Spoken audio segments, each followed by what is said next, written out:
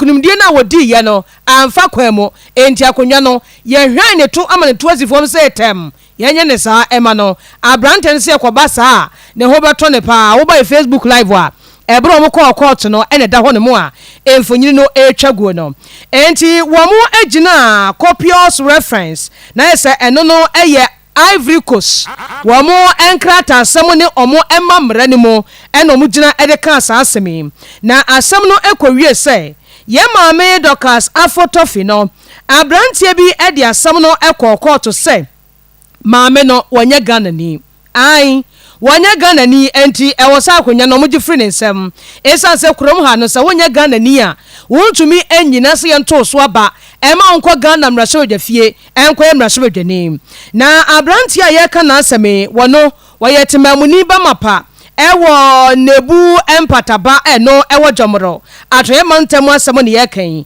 ne din ene Joshua Emua Coffee Joshua se maame no kwaato no nka bi ma no se maame ne nya Ghana ni ba wo free Ivory Coast na Ivory Coast ni de wo ya asapone sei ewo Ghana mrasho fie aha wo pede yan eti maame no omunya konwa no emfiri ne nsem enti nsem ne kwaato no ye ka sei kwaato no abo asem no Galawe ya bo ato atwene ne tentene tietie nyina ne se maame Dorcas Affo-Toffey wono hwa wo sonda ehu se dabi obetima baba ye Ghana mrasho dwani ewo NDC amanyoko no edimo enti wono akọ Ivory Coast wo kwa ka kire kuro no mpanimfo se me se mimfiri ha mifiri Ghana me ye Ghana ni ba mapa eme no yese won krata asem a ewo so wo kyerɛkyerɛ eka kye omo se won free Ivory Coast wo biem se wo free Ghana no watumi akyerɛ ama ho ne yese wo kyerɛ krata asa no a bosumi nsia se wante hwe emfiri mpanimfo nkyɛn a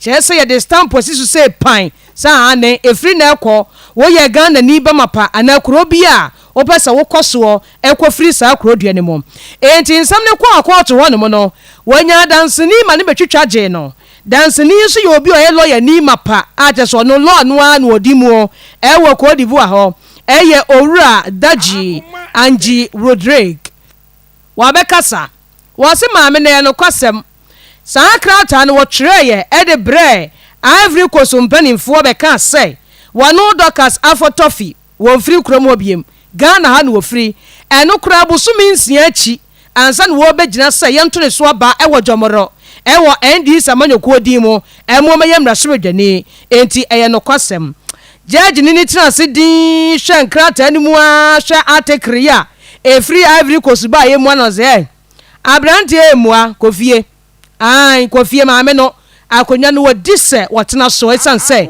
de woso wo ye nyina wo emrem no wa ye wie enti wasem ade ba ye no ensuo nim wuni asem bia de gina so ebo maame ne kwadu na ebra maame yesa ne ho sunson tu power egu ne so no yentie sede na omu jubilate ji omani e wo court ho. I need to thank God Almighty and the court for the rather brilliant judgment. The scholarship demonstrated in the judgment is pleasing. We are extremely grateful to the court. We are extremely grateful to the Almighty God. I'm grateful to my colleague lawyers, the regional executives of our party, the national executives, and more importantly, let me say, H. John Dramani Mahama.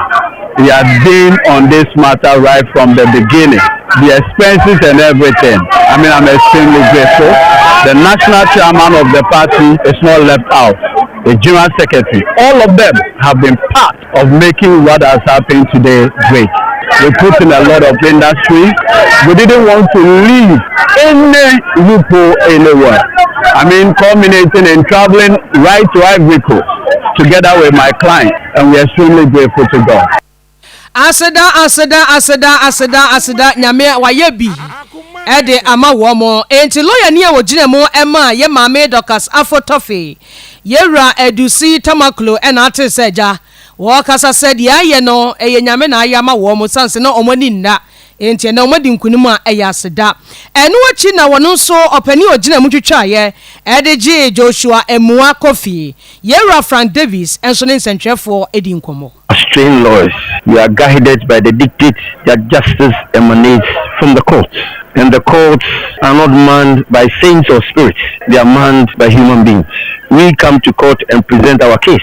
There are two parties in the case. There's an umpire who is the judge. So if the judge determines one way or the other what he or she has an interpretation of the law based upon the evidence adduced, as trained lawyers, it is our forte to take it in our stride. The incidence of you wanting to appeal the decision is another matter. But for now, yes, we have come to court after an exhaustive trial. The judge has determined the issues, he's read his judgment, and we'll take the judgment as it is for now. Enti ose sedie emranetie ewo kurom ha no wo ntumi mfa utumi enkoye bibia wo court enti court no na atena se ena ensam so efira every kosu ba ye ne di adanse ese maame no oni fo enti we die eyemra na aye adwuma enti die asie na ena asie no maame Affo-Toffey enso ne yakasa sei. I'm just, out of voice. I'm just very grateful to God. It's been a long journey. I've gone through a lot, but finally, God has really, done it for me, and I'm very grateful to God and everybody that has been very supportive, especially Adichie and also the lawyer from Ivory Coast, my chairman, the regional chairman, everybody. I mean, they've been very supportive. Of course, my family, my daughter was here. I'm very, very grateful to God. God has been good to me. It has not been easy, but God has been good. Oh, Ghana, yepedom. Onum didi pleche. Yepedom. Neba ne jana ncha. Neba no. Na tese ne phone no kura de se won. Phone ne ta ne nsa no sa. Oh. Yankopon pa, ise mine na odwene no ho antina se. Ada wo ha no se. Mine no ase. Wa ma bi ma yeye sa. Yankasa ye ni didi asem. Mano odwene no ho antina se. Na aba ne se no de yankonkopa aye apotem free